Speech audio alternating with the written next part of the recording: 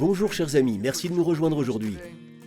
Je vais vous parler de quelque chose qui est absolument central pour notre foi, central pour la vie chrétienne et central pour plaire à Dieu. De plus, cela vous aidera. J'espère que vous êtes prêts. Si vous avez une Bible, prenez-la, nous allons nous asseoir ensemble. Nous allons nous plonger dans sa parole. Bonjour, je suis Bélez Conley. Dieu vous voit, il vous aime, et peu importe ce à quoi vous faites face, il a les réponses. Je vais commencer par vous lire un verset en Josué 23. Josué est un vieil homme, il est prêt à mourir. Il a terminé sa course. Il rassemble les chefs d'Israël autour de lui et dit quelque chose de très profond. En Josué 23,14, il dit « Je m'en vais maintenant par le chemin commun à toute la terre. En d'autres termes, je vais mourir. Reconnaissez de tout votre cœur et de toute votre âme qu'aucune des bonnes paroles dites à votre sujet par l'Éternel, votre Dieu, n'est restée sans effet. Toutes se sont réalisées pour vous. Aucune n'est restée sans effet. » Mes amis, nous pouvons faire confiance à la parole de Dieu. Nous pouvons nous fier à ses promesses. Il y a un vieux cantique qui dit « Nous nous appuyons sur les promesses de Dieu, nous nous appuyons sur les promesses de Christ, mon roi. » Mes amis, sa parole vous soutiendra. Je me souviens avoir lu, il y a des années, une histoire sur un homme. Il avait déménagé dans le nord-est des États-Unis. Il n'était pas habitué aux hivers rudes de cette région. Il s'est rendu sur un lac qui avait gelé. C'était un tout nouveau territoire pour lui. Il avait été élevé dans le sud des États-Unis et n'avait jamais connu de tels hivers. Il s'est demandé si c'était une bonne idée de s'aventurer sur la glace. Avec précaution, il posa un pied sur le lac gelé, puis le retira. Puis il commença à avancer à petits pas. Il craignait à tout moment que la glace ne se fissure et qu'il ne tombe à travers. Il s'aventura à 1,5 mètre, 2 mètres, juste assez loin pour pouvoir revenir en arrière si la glace commençait à se fissurer. Tout à coup, il entendit un terrible bruit de craquement. Il regarda autour de lui, et c'était une route qui aboutissait sur le lac. Un camion rempli de bois, rempli de bûches empilées à l'arrière, roula sur le lac. Il traversa le lac et emprunta une route de l'autre côté. Il s'est dit « Oh mon Dieu, moi qui craignais que la glace ne me soutienne pas. Elle a soutenu ce camion qui pèse plusieurs tonnes. » Mes amis, vous pouvez vous aventurer, vous pouvez vous appuyer sur les promesses de Dieu. Elles vous soutiendront. Le livre de Tite dit « Dieu qui ne ment pas nous a promis ». Le seul but d'une promesse est son accomplissement. En Hébreux 11, il est dit « Par la foi, ils ont obtenu la réalisation de promesses. Les promesses sont là, mais il faut les obtenir. Nous devons nous mettre en accord avec la parole de Dieu. » Amos 3,3 dit « Deux hommes peuvent-ils marcher ensemble s'ils ne sont pas d'accord ?» Nous devons être en accord avec la parole de Dieu, que nous comprenions comment une promesse peut s'accomplir, que nous imaginions dans notre esprit comment Dieu peut faire les choses. Cela n'a pas d'importance. Mes amis, le Créateur de l'univers peut faire en sorte de réaliser sa parole. Rien n'est trop difficile pour lui. Les promesses s'obtiennent par la foi. La foi consiste à croire que Dieu est un être honnête. Nous agissons sur base de sa parole. Si ma femme me dit « Chérie, allons déjeuner aujourd'hui, je te donne rendez-vous à 11h45 dans tel ou tel restaurant. » Je ne m'en préoccupe plus.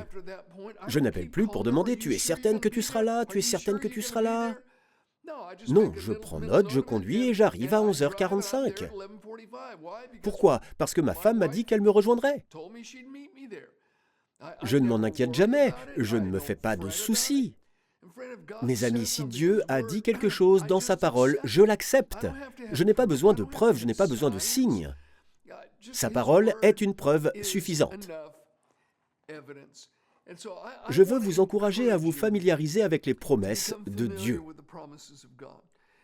En vérité, il existe une promesse qui couvre votre besoin spécifique. Je sais que quelqu'un me regarde en ce moment. Vous êtes confronté à une situation titanesque et vous ne savez pas quoi faire.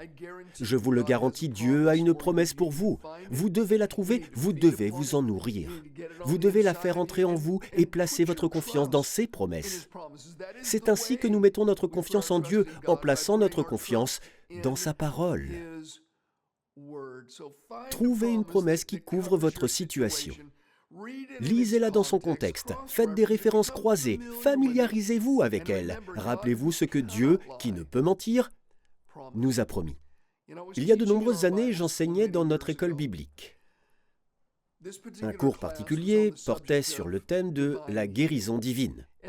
Une jeune femme était devenue membre de notre église. Elle était très douée pour la musique. Elle jouait dans l'orchestre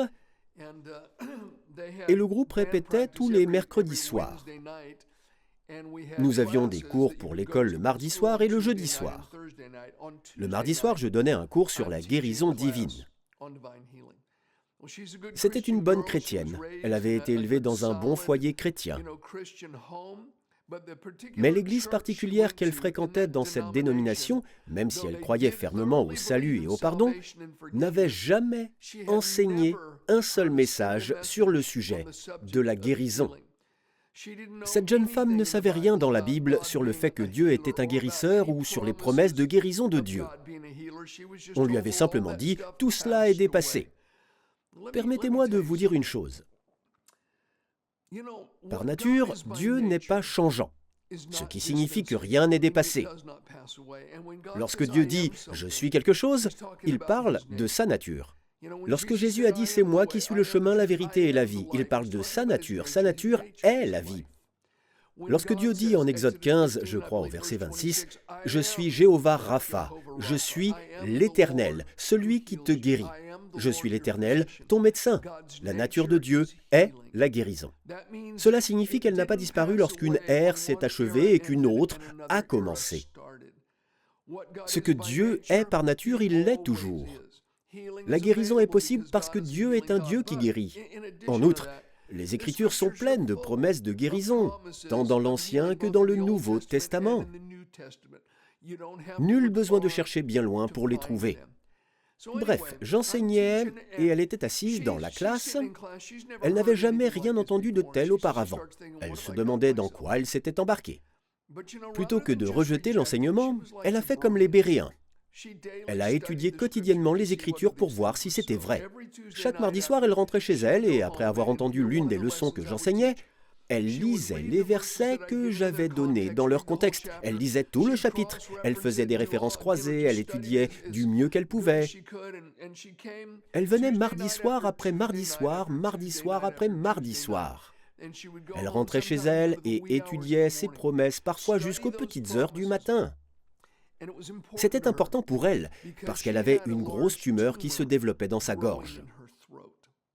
Nous ne l'avons su que plus tard, mais elle s'intéressait particulièrement à ses promesses à cause de cette grosse tumeur qui se développait.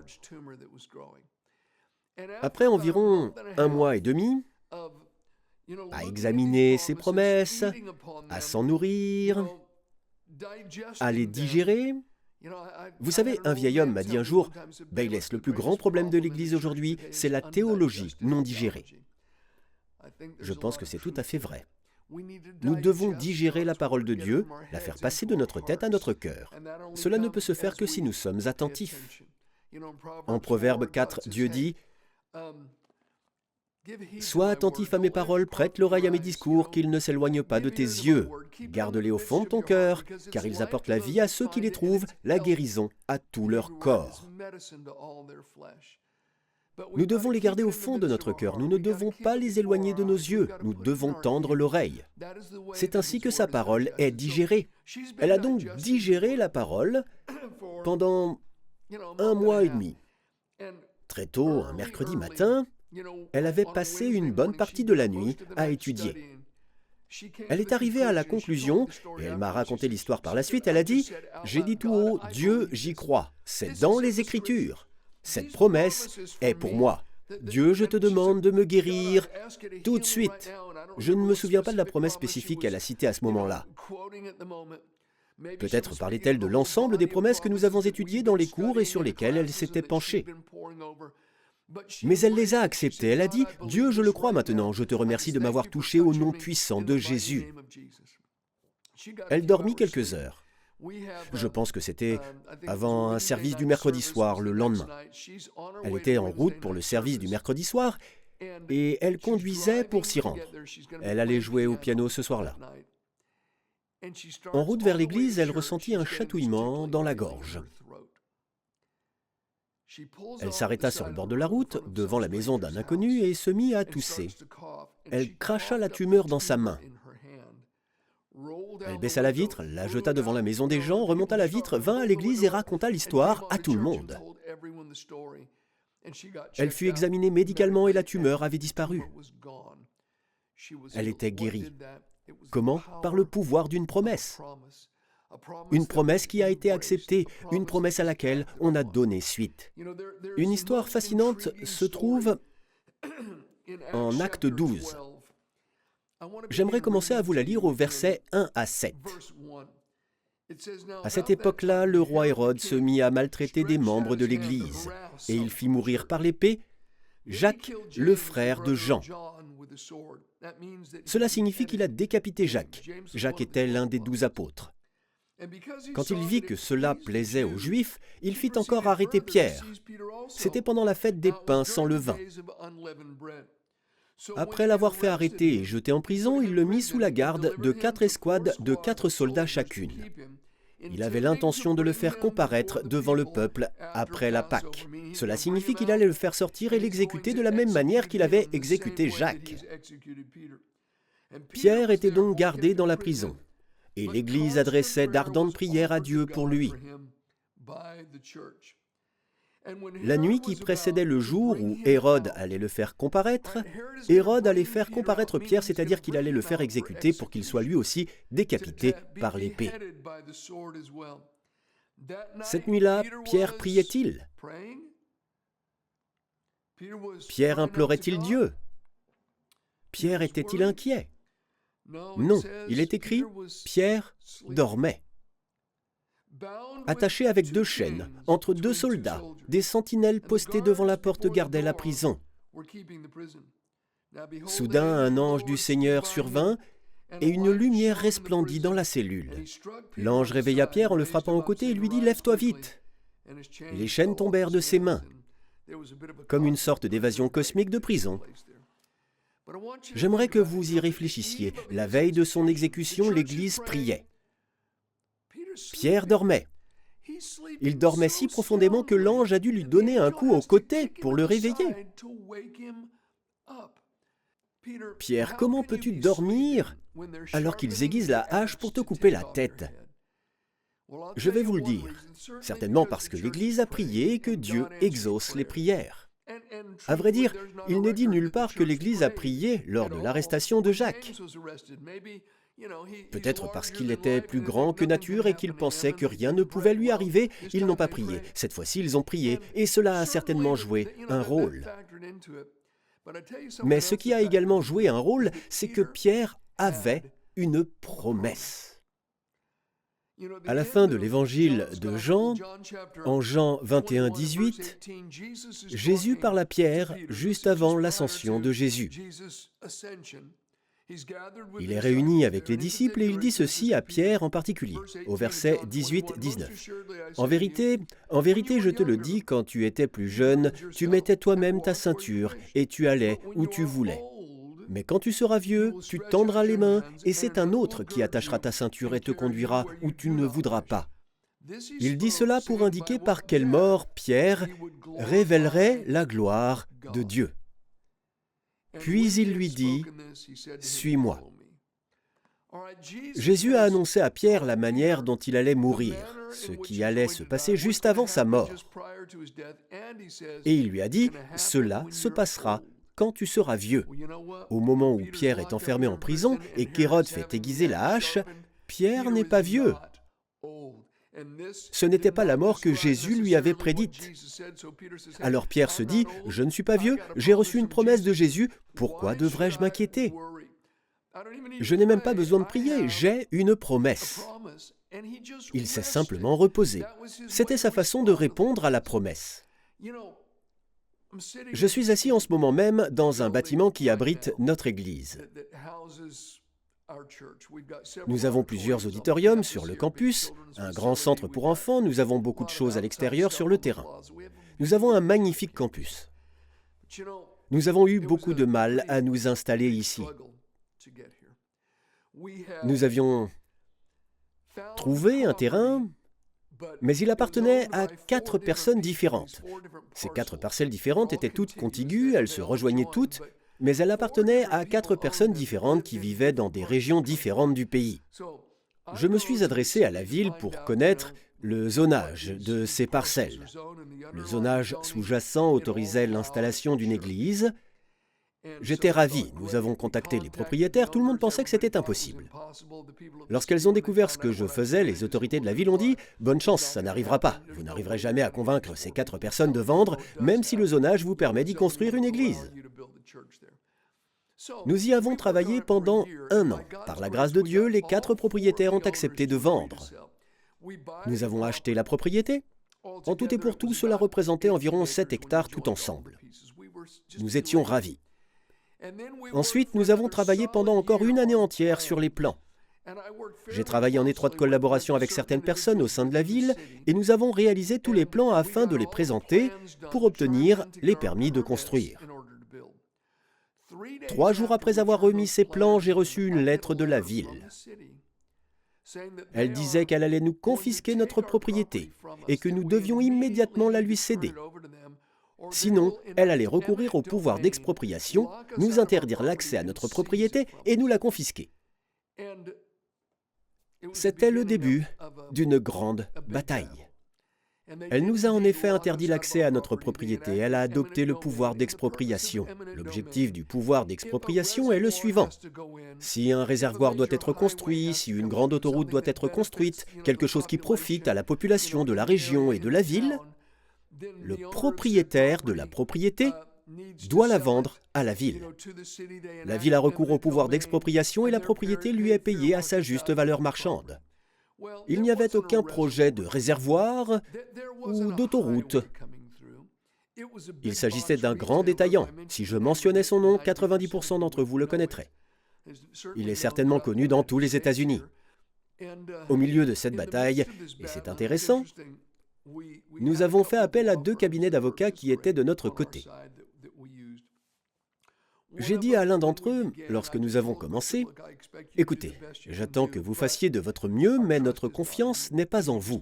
Vous devez le savoir d'emblée, notre confiance est en Dieu seul. Nous préparons le cheval pour le jour de la bataille, mais la victoire vient de Dieu.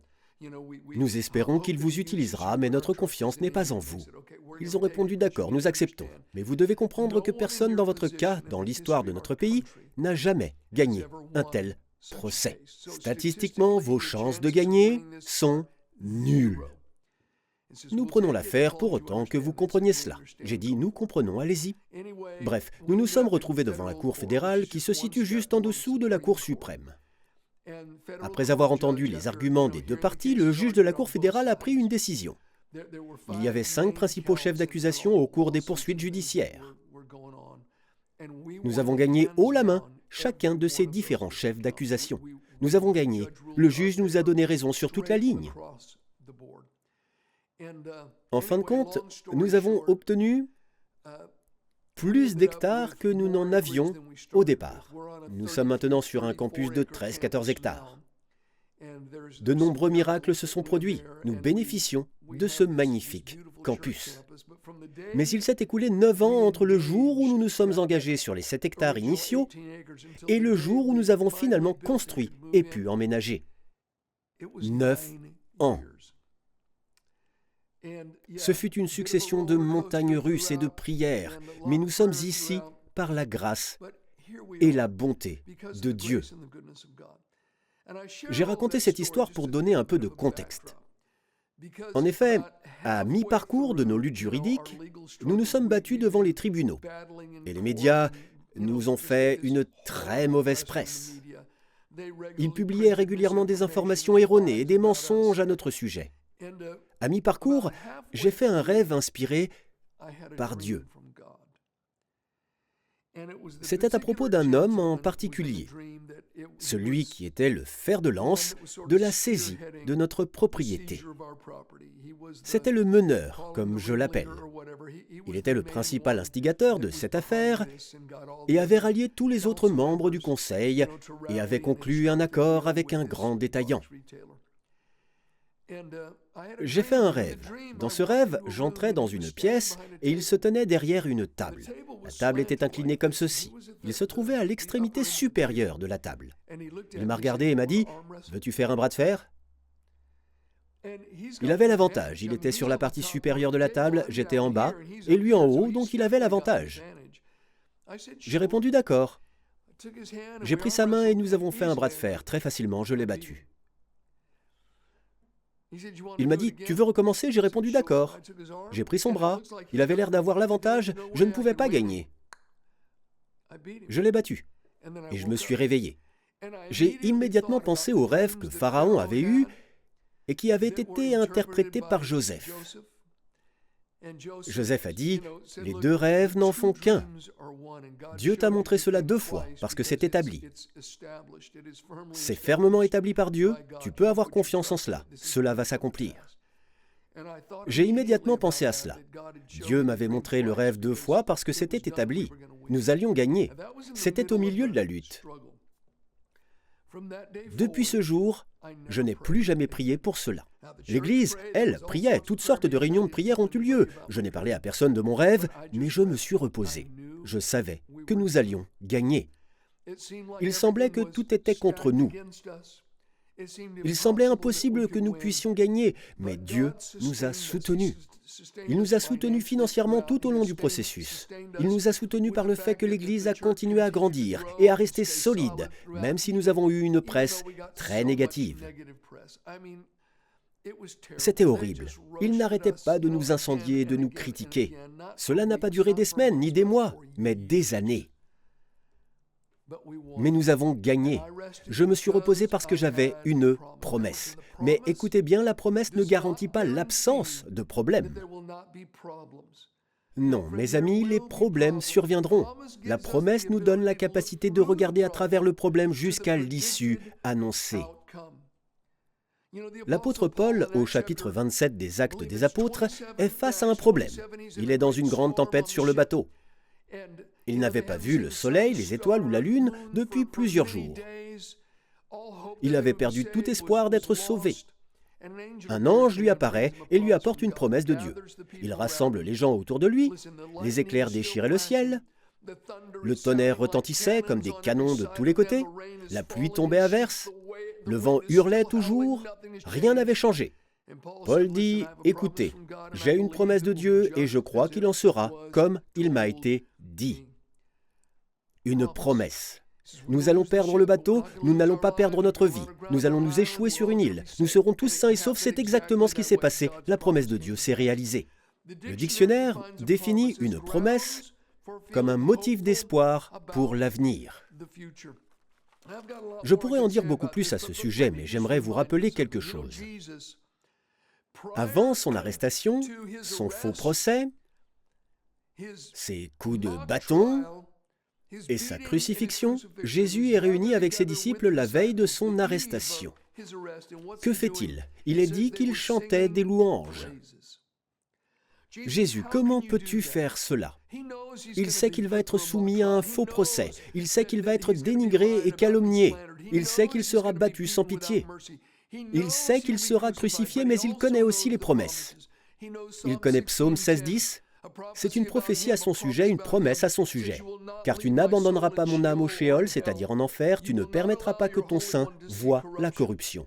Jésus lui-même a dit, en effet, de même que Jonas fut 3 jours et 3 nuits dans le ventre d'un grand poisson, de même, le Fils de l'homme sera 3 jours et 3 nuits dans la terre. Tout comme Jonas est remonté, Jésus est remonté. Il savait qu'il y aurait une résurrection. Il savait que Dieu avait dit à la femme, dans la Genèse, que sa descendance allait écraser la tête du serpent, mais que le serpent lui blesserait le talon. Jésus savait que la rédemption de l'humanité serait acquise, que la tête du serpent serait écrasée, qu'il ressusciterait victorieux. Il avait une promesse. Alors que fait-il à la veille de sa passion et de sa souffrance? Il chante des louanges. Chers amis, si vous avez une promesse, vous pouvez chanter des louanges. Vous pouvez ancrer votre confiance dans les promesses de Dieu. Vous pouvez vous reposer sur ses promesses. Je tiens à vous dire qu'il y a de la puissance dans la promesse. Ce livre est rempli de promesses. Aimez passionnément votre Bible. Voici une promesse. Toute personne qui fera appel au nom du Seigneur sera sauvée. Mes amis, c'est vous. Invoquez le nom de Jésus aujourd'hui et il ne vous repoussera pas. Il viendra à vous. Il changera votre vie. Il vous donnera une nouvelle espérance. J'espère que vous nous rejoindrez la prochaine fois. D'ici là, que Dieu vous bénisse. Nous connaissons tous des moments difficiles dans la vie. Les tempêtes de la vie peuvent toucher tout le monde. Mais peu importe ce que vous traversez, Dieu a des réponses pour vous. Il connaît un chemin que vous pouvez suivre. J'en ai moi-même fait l'expérience. Dieu m'a libéré du désespoir le plus profond et de la toxicomanie. Je suis convaincu qu'il peut aussi vous aider. Je vous raconte mon histoire dans le mini-livre « Il y a toujours de l'espoir ». Téléchargez gratuitement le livre au format PDF. Il vous suffit de vous rendre sur belez-conley.fr/espoir pour découvrir comment Dieu vous offre à vous aussi un nouvel espoir.